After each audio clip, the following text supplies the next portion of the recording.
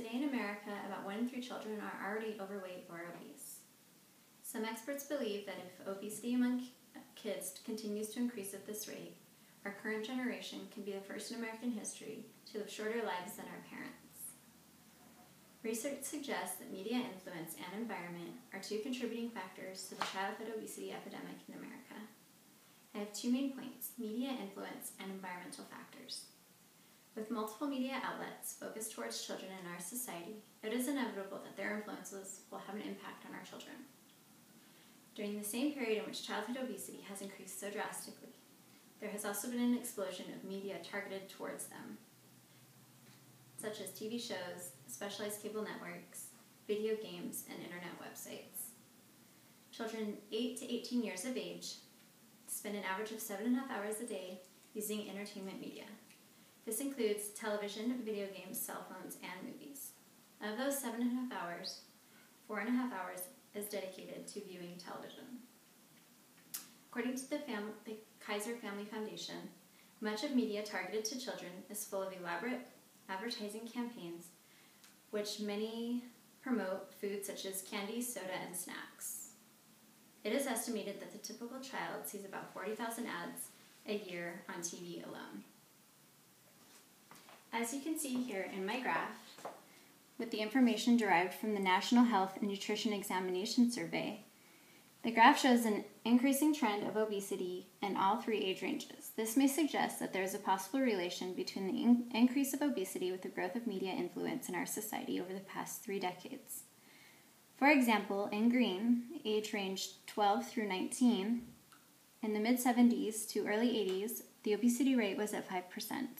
It has steadily increased and has topped out in 2006 at 17.6%, which can be due to specialized cable networks, video games, computer activities, and internet websites.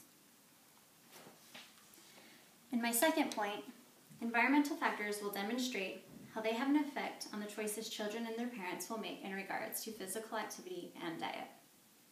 More than half the U.S. middle and high schools still offer sugar drinks and less healthy foods for purchase throughout the day, from vending machines, fundraising events, sporting events, and even school lunch.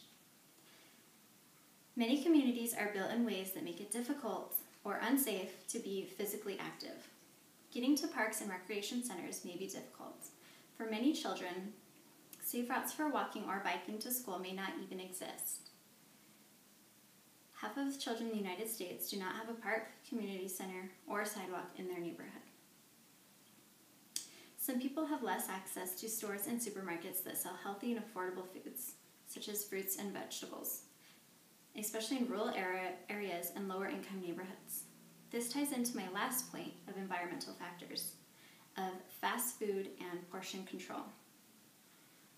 Many parents opt for fast food because of budget constraints, convenience, and because children like it.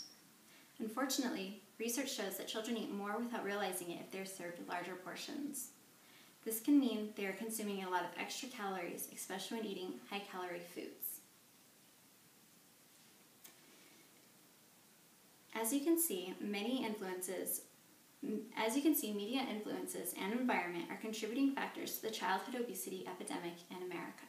Are there any questions? What health issues are associated with childhood obesity?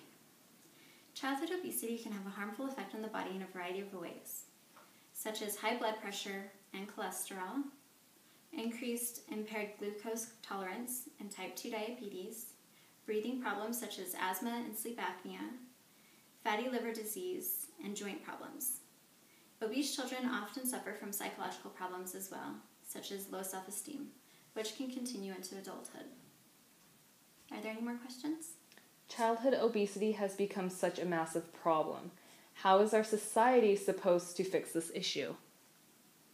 We need schools and workplaces to reward us for exercising our bodies, not just our minds. We need forceful and well-enforced policies, a government that invests dollars in improving the diet of school kids and puts limitation on the advertising that targets them. We need Americans to perceive obesity as a personal threat to themselves and their children, and not as someone else's problem. Every child deserves a chance at a healthy start in life, regardless of their environmental